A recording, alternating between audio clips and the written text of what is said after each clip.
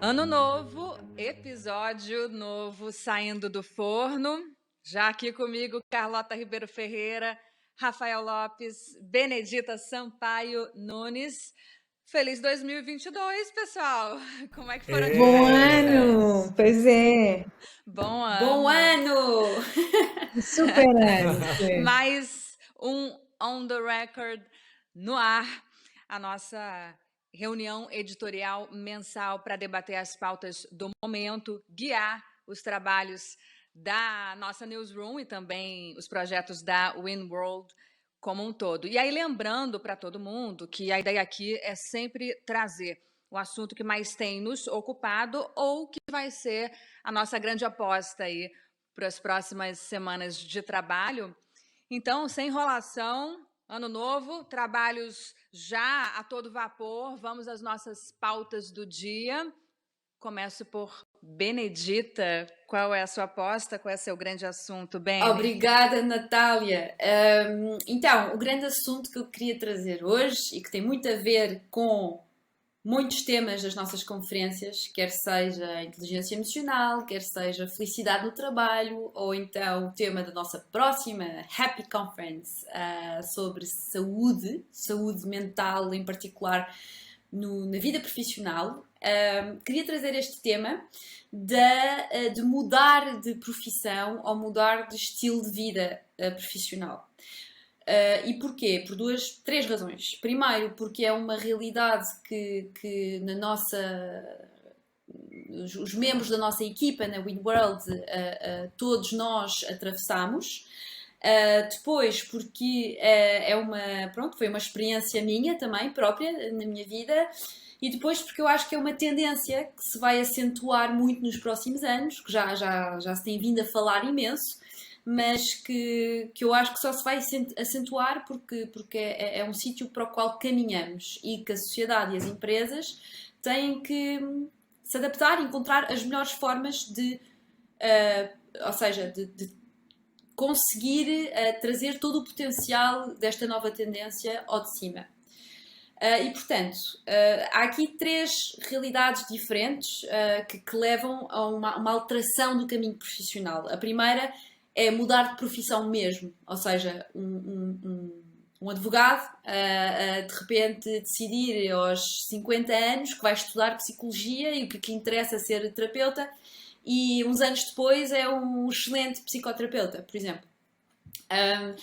Outra realidade é escolher um estilo de vida diferente, ou seja, a pessoa gostar do que está a fazer e querer envergar por esse caminho, esse setor, esse mesmo domínio ao longo da vida, mas não estar totalmente satisfeito com a estrutura em que se encontra e querer uma forma mais flexível de trabalhar. Isto também é outra realidade que pode impactar a vida profissional, o caminho profissional.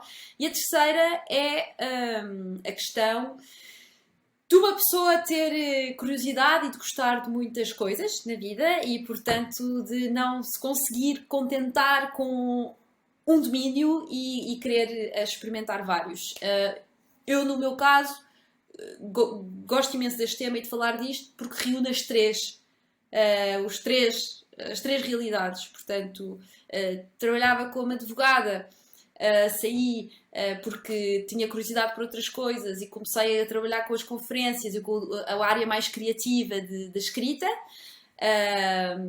E portanto não é bem fazer a mesma coisa. Claro que as competências que eu desenvolvi no meu percurso de advogada e de direito me serviram e me servem imenso nesta outra área que tenho explorado e pronto. Mas queria falar de uma coisa aqui, é que eu acho que esta coisa da mudança de percurso profissional ainda é vista por muitas pessoas na sociedade e por empresas, nomeadamente, com olhos de reticência e com algum ceticismo. E eu acho que isto tem que mudar, porque é preciso ver com riqueza um percurso que é variado e que é diversificado.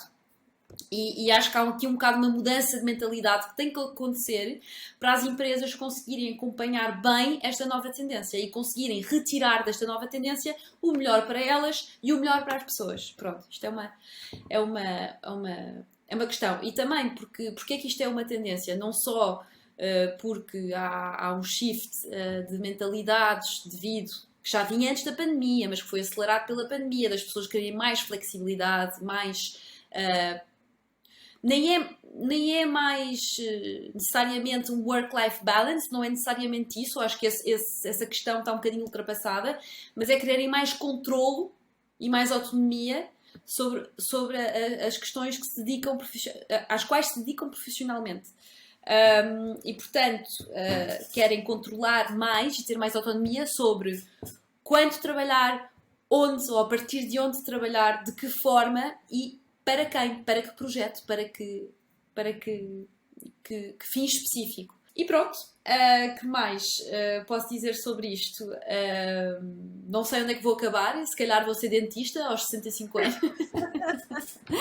Não faço ideia, mas ainda gostava de aprofundar muito esta parte do storytelling, do copywriting.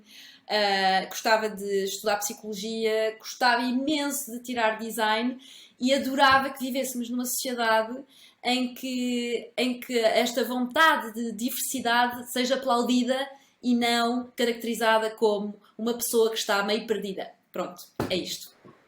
Boa, esse é um Muito super bom. ponto. Você falou, Beni, que se encaixa nas 3 opções aí, né? Acho que a gente podia partilhar também. Com certeza, todos nós passamos por alguma delas, se não por todas. Exato. Eu, a princípio, na segunda opção que você falou, mudar de estilo de vida, mas ainda estar na minha profissão original. E aí depois múltiplas escolhas, múltiplas opções. Eu falei, tá aí, eu também me encaixo nisso. E você, Carlota, com certeza foi a pioneira da Win nessa história. Mas eu sou muito pragmática, portanto, obviamente que eu adoro beber e não me fecho nada, nem bloqueio ninguém, mas depois chega a um ponto de fazer esses estudos e essas explorações e de repente há que, ok, então agora vamos casar com este caminho, ou seja, no fundo vamos aportar valor, vamos na realidade, porque eu acho que o difícil às vezes quando se gosta de tanta coisa, e eu também adoro muita coisa, é como é que nós vamos traduzir isto em algo que efetivamente seja satisfatório para nós, mas que na realidade permita fazer uma vida, não é? E criar valor e impactar a sociedade. Há uma coisa gira da minha mudança de carreira, quando eu saí do corporate para me tornar empresária, que nunca foi um objetivo, aliás, partilhei isso num artigo em dezembro. Na realidade, foi aqui uma vontade de conciliar um conjunto de ambições intelectuais e ter tempo bom e positivo para isso. Uma conciliação da minha vida de família, que na realidade, obviamente, ser uma mãe presente e uma vida de carreira e uma carreira estimulante, que na realidade eu sabia que eu adorava trabalhar, mas tinha que conciliar e ter controle sobre estas várias variáveis.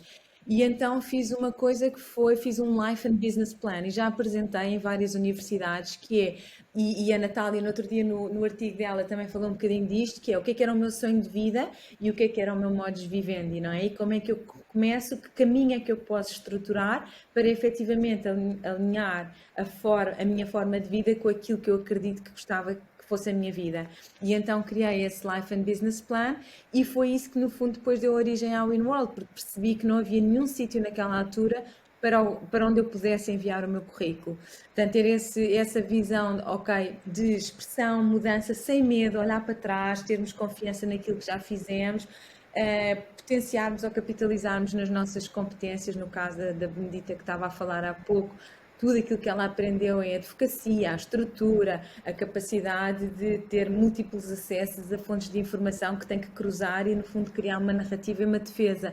Tudo isso é super válido no storytelling e na capacidade intelectual que a Benedita aporta a cada projeto no qual se envolve. E depois temos uma médica que adoramos e que nos fala muito disto, uma vida com várias vidas, e portanto, se nós não estamos atentos a esses sinais, não vivemos como gostaríamos. Portanto, eu estou com a Beni e acho que de facto tem que haver aqui menos receios e mais suporte, óbvio, com os pés no chão, porque obviamente mudanças radicais podem nos deixar altamente fragilizados. Portanto, isso é um ponto importante que acrescentaria.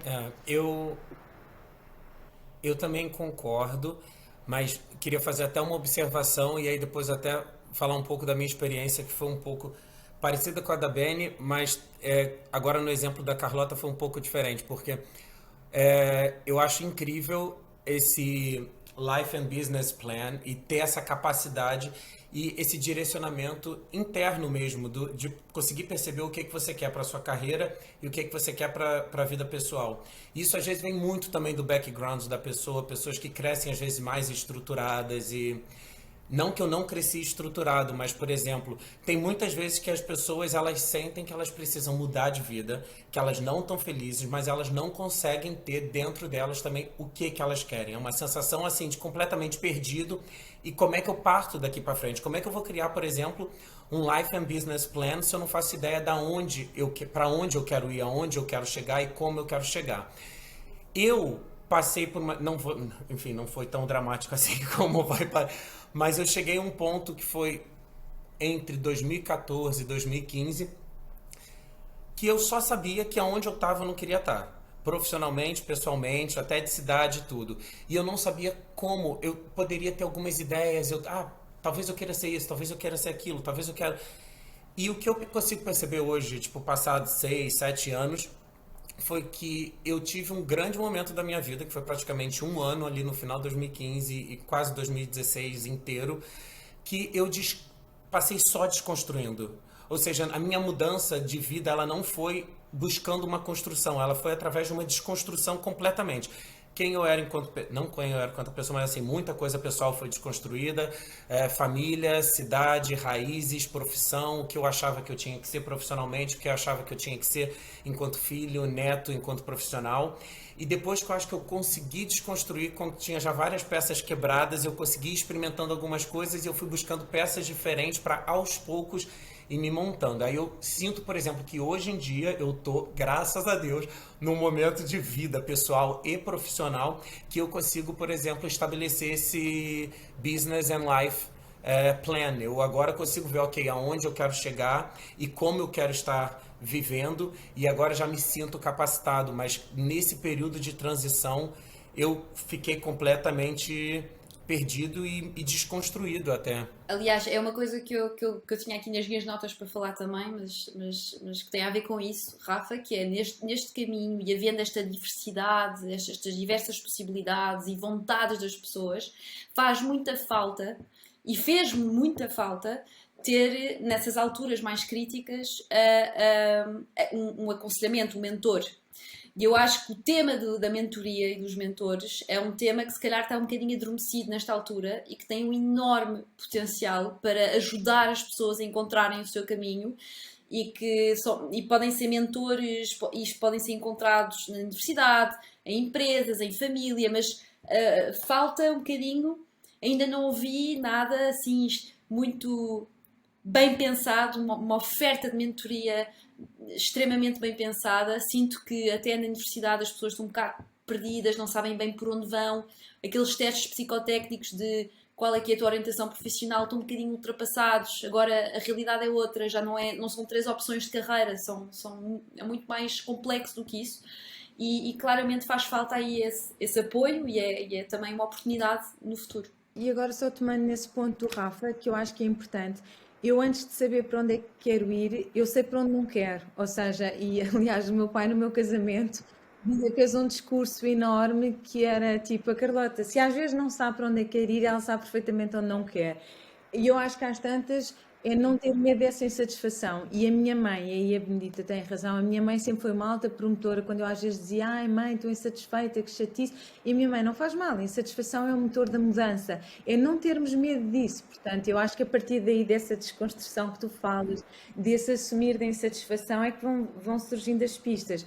E nem tudo é claro, ou seja, e há vários momentos, eu todos os anos me revisito muito. Eu tenho mentores, aliás, não tenho um mentor, tenho um board de mentores, 2 deles infelizmente já morreram, mas de facto tenho 3 mentores extraordinários, um que foi o meu CEO, um CEO de referência para mim, é uma pessoa que me apoia muito nas áreas operacionais, visão, negócio, outro que era o Jack Welch, que era um grande amigo dos grandes referenciais, e depois outra que era a Rosalina Machado, que era uma mulher que eu admirava imenso, enquanto a Rosalina era muito joyful, tinha uma alta carreira, mas depois era muito alegre, tinha um bom circuito, uma enorme alegria em estar com as pessoas, e eu dizia, um dia eu quero ter, era uma líder que eu admirava imenso, e que eu admiro imenso, já não está cá, mas no fundo eram assim 3 pessoas que eu de facto consultava com frequência.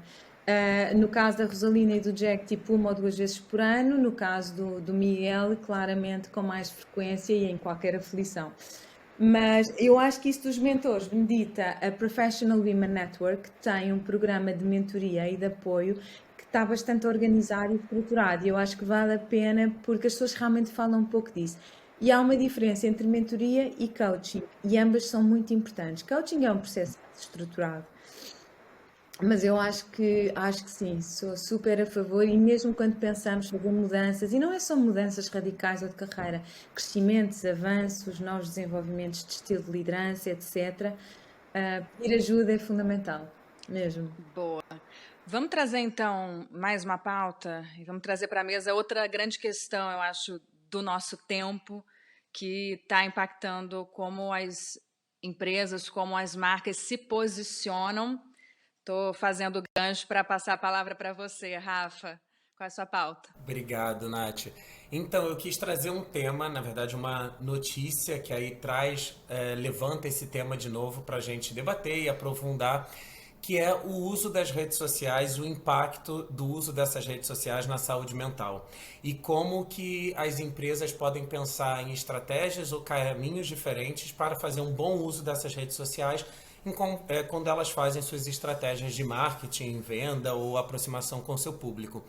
E eu trouxe essa pauta porque no final do ano passado, no dia 26 de novembro, uma das maiores marcas de cosméticos britânicas, que é a Lush, anunciou que estava desativando as suas principais contas das redes sociais, o Facebook, o Instagram, o Snapchat e o TikTok. E segundo a empresa, a mudança ela foi motivada principalmente pelas últimas notícias e denúncias que foram feitas em relação a essas redes sociais, como elas geriam os nossos dados que elas têm guardados, né, os dados dos seus usuários, e como os algoritmos eram usados por esses canais, mal usados por esses canais, e o impacto que depois esses algoritmos tinham na saúde mental dos usuários. Então, num comunicado, quando foi emitido essa nota, o diretor digital da Lush disse que ele vê a rede social como um canal que não foi projetado para cuidar da saúde dos usuários e que isso não corresponde ao propósito da marca. E com isso eles estavam saindo enquanto esses canais não adotem medidas para proteger o bem-estar geral da comunidade. E ele fala que principalmente para o público principal da marca, da Lush, da empresa, que é o público feminino adolescente, o mau uso das redes sociais, e muito por conta, isso é inconsciente, porque vem por conta de algoritmos que são usados, estava levando a questão de, como é que era mesmo?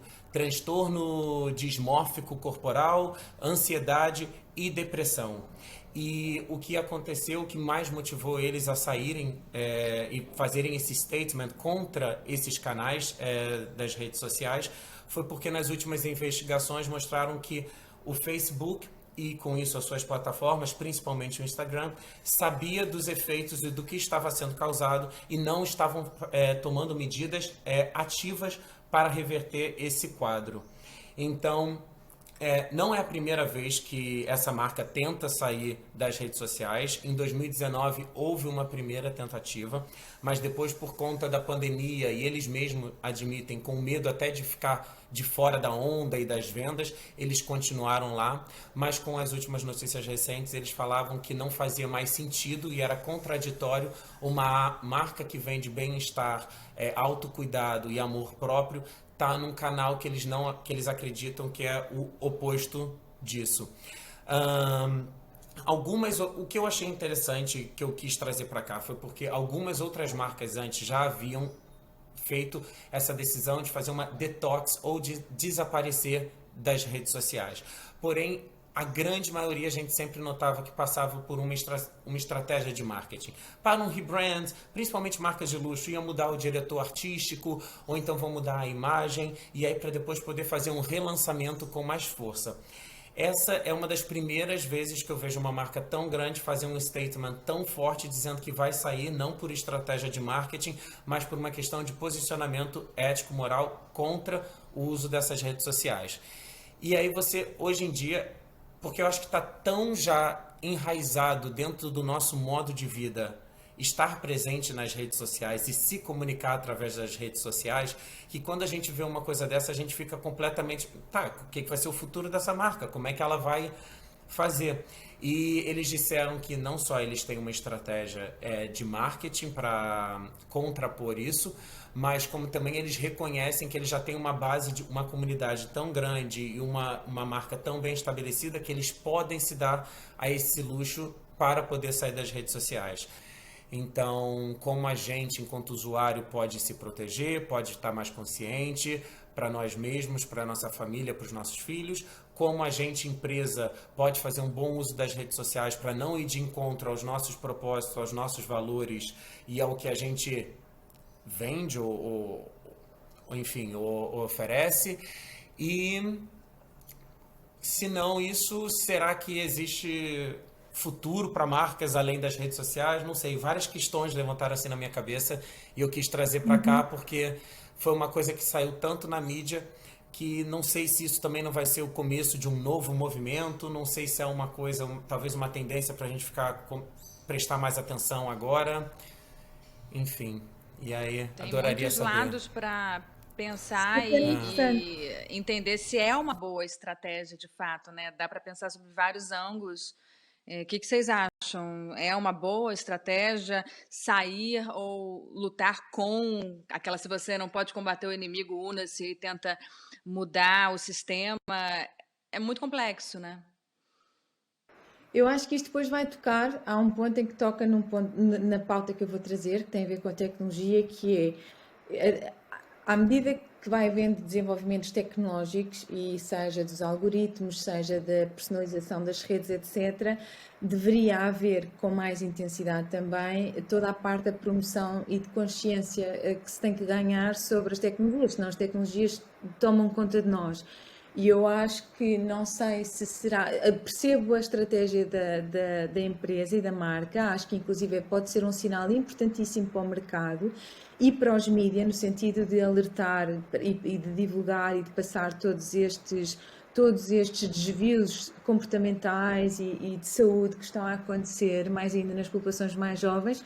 Acho que vale a pena fazer uma investigação à origem do caso, porque obviamente isto tem a ver, e não querendo obviamente nem tão pouco me acho que seja uma super mãe ou uma super família, mas na realidade há aqui até uma responsabilidade dos pais também em ajudarem os filhos a terem um menor controle, e tem que estar atento a isso, ou seja, não é estar sempre em cima dos miúdos, mas estar com uma navegação à vista e com uma proximidade, porque senão de facto é muito fácil uma pessoa entreter-se numa rede social ou num jogo, não é? E Horas. ficar horas ali, todos nós. Portanto, ok, tem que se criar hábitos que funcionem como Oh, Carlota, mas contracorrente. olha que não é só as crianças. Pronto. Mas eu acho que.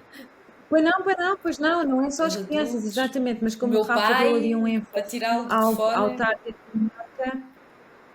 Não, exatamente, exato, e até jogar gamão e bridge, mas é verdade, mas eu acho que tem, ou seja, tem que se começar a falar mais nisto. Sim, sim, eu só Mas estava a falar das sim, crianças porque o Rafa Sim, estava sim. a dizer que havia uma claro, porque preocupação de as crianças teenagers ainda não pensam de forma totalmente integrada, de forma autónoma. autónoma. Portanto, claro que há esse papel dos pais que é super importante. Agora, uma pessoa adulta que já tem o seu raciocínio desenvolvido tem poder de escolha, não é? Verdadeiro. Portanto, e é um trabalho de consciência. Do ponto de vista legislativo, deixem-me só vos dizer que a Carlota estava a dizer que tem que acompanhar os movimentos da evolução tecnológica, a consciência tem que acompanhar, não é? Tem que haver um movimento educacional que acompanhe estes movimentos, mas, por exemplo, a parte legislativa, as leis, a formação das leis, demora imenso tempo comparado com a rapidez que se desenvolvem estas tecnologias. Portanto, a lei está com imensa dificuldade em keep up, como se diz em inglês, não é? Em acompanhar a evolução da tecnologia. Isso é um grande desafio também. Já entramos de alguma forma no seu tema, né, Carlota? E agora querendo falar sobre como tornar, então, a tecnologia, a ciência, um grande aliado dos negócios. Por favor. Então, o que é que eu trouxe para a pauta de hoje? De facto, acho que este é um tema que de facto é absolutamente fascinante, que é tecnologia, ciência e negócios, e como é que cientistas e líderes podem andar ou devem andar cada vez mais próximos uns dos outros. Não é uma realidade que aconteça muito, se formos ver na prática, mesmo ao nível de planos de formação das empresas, os programas executivos que frequentam, etc., ao nível corporativo, e de facto como é que isto acabou também por despertar. Nós tivemos em outubro, final de outubro, um programa que foi absolutamente fascinante, mas na Faculdade de Ciências e Tecnologia da Universidade Nova de Lisboa, chama-se Inspiring Tech Safari, e foram 3 dias com 16 cientistas e coordenadores das várias áreas da faculdade, um programa claramente desenvolvido para os líderes das empresas. Aquilo foi quase como as aulas do futuro, aquilo que está a ser desenvolvido nos laboratórios. E porque é que eu acho esta proximidade tão importante? E a Benedita há bocado falou do Keep Up with Times, ou Keep Up with the Pace, não é? Of Things. E basicamente é um bocadinho isso, que é, se de facto não houver esta proximidade e se os líderes, na realidade, as arenas dos negócios estão de alguma forma a ser desenvolvidas nos laboratórios das universidades, nos laboratórios das empresas, junto com os tecnólogos, com os cientistas, com os investigadores, nas mais variadas áreas. Se não houver esta proximidade, se empresas e laboratórios não estiverem completamente imergidos e em consonância, na realidade o que acontece é que os líderes de negócios, pessoas que criam e desenvolvem negócios, não estão a par dos contextos que vão começar a surgir. E, portanto, é fundamental não só ter esta proximidade intencional e esta vontade de estar sempre presente e de aprender de uma forma absolutamente intencional, não só para nos mantermos a par dos tempos, como para conseguirmos fazer a devida antecipação daquilo que vão ser os contextos de negócio do futuro e de desenvolvimento social e económico do futuro, como obviamente para inovar e criar e adaptar os nossos negócios para responder a esses contextos que se vão antevendo. Este programa foi de facto uma viagem fascinante pelos mundos da nanotecnologia, das criptomoedas, dos blockchains, da química verde, da tecnologia dos tecidos, enfim, áreas que foram para uma pessoa, e eu leio bastante e tudo mais, mas na realidade para um líder que não está tão próximo destas áreas, as pessoas estavam absolutamente esmagadas, porque tivemos 16 cientistas do mais alto nível a explicarem-nos, a desconstruírem-nos as tecnologias, o que é que estavam a desenvolver, desde a computação quântica. Tudo foi absolutamente fascinante, e a partir daí eu pensei, não só todos os líderes deveriam fazer este programa executivo, e agora vai haver uma nova edição em abril, maio de 2022, como inclusive em qualquer casa portuguesa ou no mundo, deveríamos ser todos subscritores da Wired, da Scientific America e da National Geographic, a par de tudo aquilo que lemos. Mas, de facto, eu acho que tem havido uma revolução super interessante, e nós na WIN temos estado muito próximos do desenvolvimento emocional, da importância da gestão das emoções, etc. E agora acho que devemos adicionar, portanto não é retirar espaço à parte das emoções, mas adicionar claramente aqui um intentional learning nas áreas de ciência e tecnologia. Estarmos dentro dos laboratórios, visitarmos as faculdades de ciências e tecnologia, participarmos nos programas que desenvolvem para líderes corporativos, estabelecermos laboratórios de inovação lá dentro com os estudantes, e acho que de facto há aqui uma vantagem muito grande. Há aqui 2 curiosidades que eu trazia neste tema. Nós temos estado a investigar e vamos possivelmente trabalhar com uma mulher, uma economista fascinante que se chama Robin Teigland. A Robin, ela é licenciada em Economia por Stanford, tem o doutoramento pela Business School of Economics, a Business School de Estocolmo, e onde foi professora durante 18 anos, e é assim uma mulher mestre nas áreas de economia circular, economia de partilha, blockchains, criptomoedas, etc. E há 2 anos atrás ela passou da Business School para a Faculdade de Tecnologia, uma Faculdade de Tecnologia, aliás, tenho aqui o nome, chama-se Chalmers University of Technology, também na Suécia, porque ela dizia, eu só posso servir o desenvolvimento económico e social hoje em dia se eu estiver completamente dentro da tecnologia, porque eu vou precisar de me aliar à tecnologia para dar uma resposta com impacto. E então passa-se depois de 18 anos a dar aulas na Business School. Ela quis emergir dentro das áreas da tecnologia porque efetivamente data, blockchains, estar a par de tudo aquilo que é os desenvolvimentos tecnológicos é o que permite fazer desenvolvimento social e económico exponencial. E, portanto, eu acho que isto é muito importante nós explorarmos de uma forma mais intencional. Portanto, acho que podemos começar por subscrever algumas revistas para casa ou para os escritórios, fazer participações intencionais neste tipo de programas executivos e coisas tão interessantes como a Wire deste mês, em que a capa da Wire tem um homem de 95 anos, que nós adoramos, que é o David Attenborough, e que é absolutamente extraordinário. Ou seja, a Wired é uma das maiores revistas de tecnologia do mundo, e trazer de facto um biólogo, uma pessoa das áreas da biologia, da proteção planetária, para a capa e para de facto o foco das matérias da tecnologia e daquilo que a tecnologia pode fazer ao serviço do planeta e da condição humana, é algo que temos que estar presentes. Portanto, é assim um campo de investigação e de conhecimento que tenho estado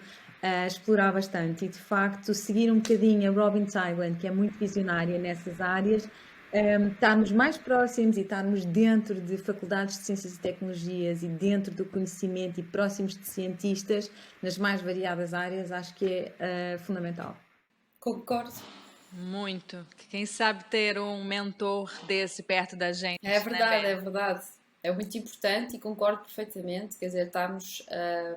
há uma espécie de dever cívico até de estar a par do que está a acontecer tecnologicamente, e aqui cruzando com o tema do Rafa, porque só sabendo também o que está a acontecer ao nível da ciência e tecnologia é que as pessoas podem perceber verdadeiramente e posicionarem-se depois para alertarem sobre questões éticas que não concordem, ou questões comerciais, utilizações comerciais da tecnologia ou da ciência com que não concordem.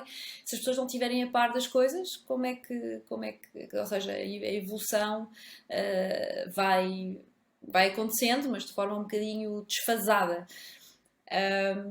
Mas Carlota, sabe quem é que faria também uma magnífica capa da Wired de forma surpreendente? Sim. Seria uma pessoa Sim. que cruza muito bem a ciência e emoções, que é, vou deixá-la adivinhar. É português. Nessas áreas. Sim, o António Damasio, claro. Pronto. Certo? Sim, Exato. certíssimo, certíssimo. Sentimentos, emoções, exatamente. Mas eu acho que aí lá está, isso até cruza muito, de uma forma muito gira com aquilo que o Rafa trouxe, que é, no fundo, o entendimento do cérebro, a consciência dos sentimentos Exato. e das emoções, fulcrais para termos o posicionamento e a postura certa perante a tecnologia. E não deixarmos que seja a tecnologia a consumir-nos, não é? E a Exato. invadir-nos o espaço e a descontrolar-nos. Mas e o Mas António Damasio muito explica-nos o que é que se passa do ponto de vista científico no cérebro, não é? O que é que acontece a nível de sistemas, também para além da desconstrução das emoções mais emocional, da desconstrução emocional das emoções, a esta desconstrução científica, que é super interessante. Portanto, e isto, Por esse acaso tema, era giro, fazer um artigo, era, não desculpa, era? Benedita, fala. Temos Sim, e fazer temos que um mandar a artigo, sugestão para a Wired. para a Wired, e fazer um artigo, eventualmente, ou uma entrevista com o António Damasio, exatamente para perceber quais é que são as áreas do cérebro que são ativadas quando estamos a lidar com as redes sociais e quando Exatamente. sentimos que efetivamente começamos a ter uma dependência grande. É muito giro. E Eu depois poderia ajudar muito. o tema que, Natália, você não vai cortar a palavra já, que eu ainda tenho coisas para dizer. Só queria dizer uma coisa. Tá quase, Que este tá tema quase. também, Carlota, Vamos. se relaciona, mas fica para uma próxima pauta, com o tema das Exato. parcerias entre universidades e empresas, que é um tema que ainda tem muito, muito por se dizer e fazer. É verdade. Aliás, esse foi o primeiro projeto de investigação da Benedita, para uma É pessoa verdade. muito querida, que já não está entre nós, mas que foi exatamente sobre as alianças das empresas e das universidades nos territórios da inovação. E é, sem dúvida, vamos retomar isso, é verdade. Gente, o tempo acabou. Então, vai ficar para o próximo dia 4 a extensão de todos esses papos. Para fechar, nossas dicas. Muita gente gostou dessas dicas na nossa estreia. Então, vamos às novas dicas do dia. Pode ser uma leitura, algo para assistir, para pensar, para fazer.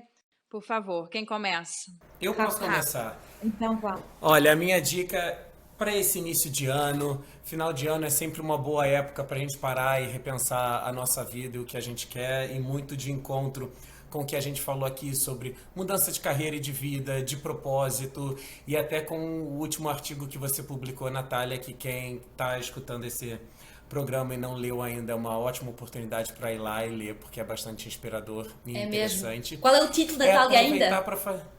Como?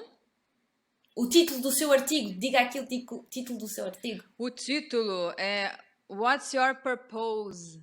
Can't Stand This Pill Anymore. Um pouco de crítica e um call também para a gente falar sobre esse assunto.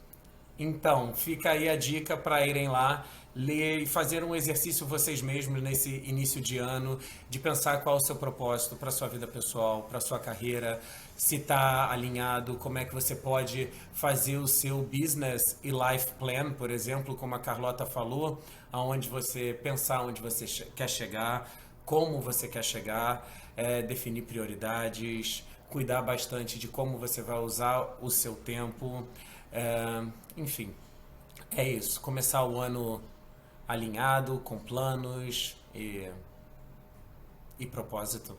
Benny? Sim. Obrigada, Rafa. Eu vou ter que passar uns diazinhos a pensar nisso para organizar a minha cabeça, apesar de tudo.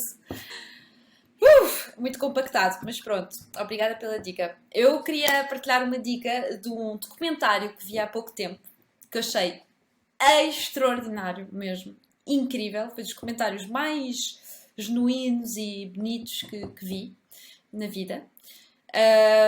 Chama-se Les Rivières.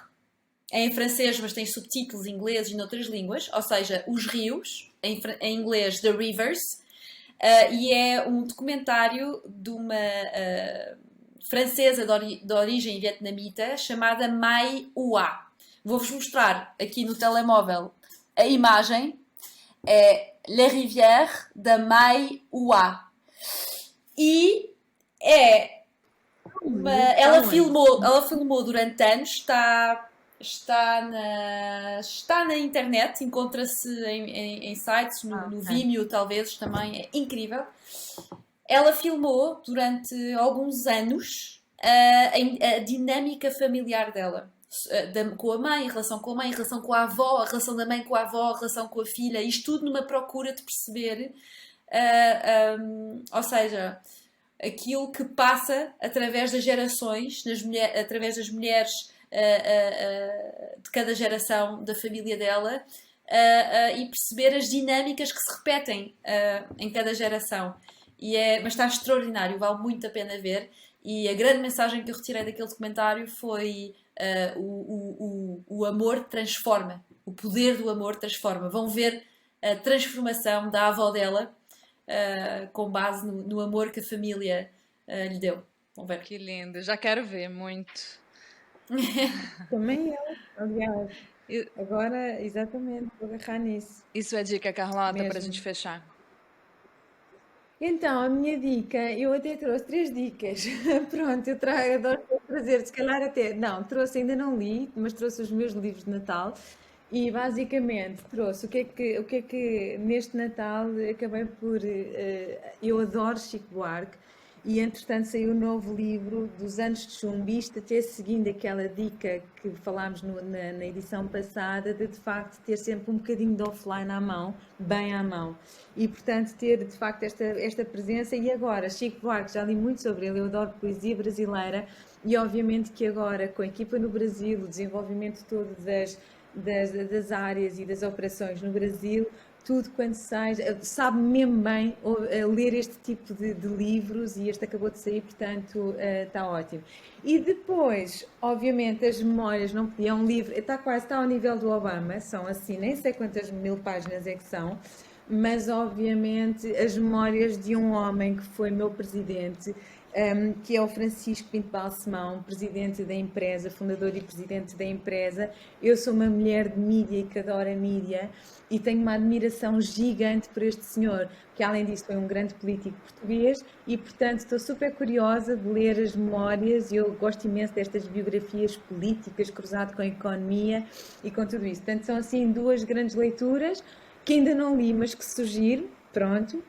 E depois, numa lógica mais de dica para o ano novo, para as empresas e para os líderes, criar e arrojar, ou seja, no outro dia estava a ver um projeto lindo da Francisca Ramalho no Hospital de São João do Porto, na ala pediátrica, onde ela faz todo um storytelling nas paredes da ala pediátrica e eu às tantas pensei, realmente o storytelling não tem que ser no papel só ou em vídeo ou tudo isso, pode começar a invadir paredes, sobretudo de instituições onde efetivamente tem a capacidade de evocar emoções, de ajudar as pessoas a passar o tempo, de ajudar a criar motivos de conversa entre as pessoas que estão nos espaços, etc.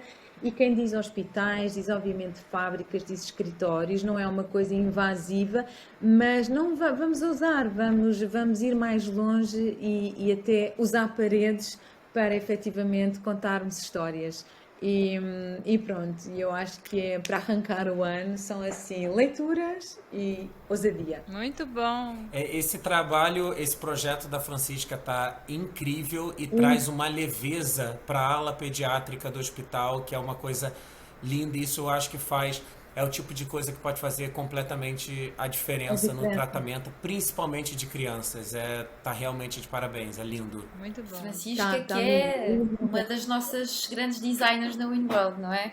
E que é muito especial e tem imenso talento. Exatamente. Muito legal. Eu vou deixar escrito para vocês que estão vendo, que estão ouvindo todas as dicas para a gente já procurar tudo pelo nome da Francisca, por esses títulos e no próximo encontro teremos mais o que conversar e partilhar. Gente, obrigada. É isso. Obrigada, Nath. Bom ano a todos. Bom Vamos lá. ano! Feliz 2022. Muito feliz. Vamos com tudo! Um ano bom para todos. Obrigada.